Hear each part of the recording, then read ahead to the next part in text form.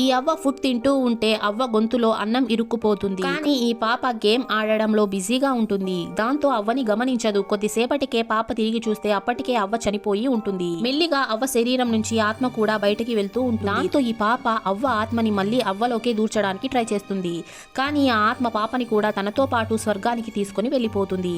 పాపని చూసిన మృత్యుదేవత పాప చెవిని పట్టి ఇలా ఎందుకు చేశావు అని అడిగితే పాప నాకు ఇంకో ఛాన్స్ ఇవ్వండి అని అడుగుతుంది. దాంతో ఆ మృత్యుదేవత అవ్వకి ఇంకో ఛాన్స్ ఇస్తుంది. దాంతో అవ్వ మళ్ళీ బ్రతికిపోతుంది.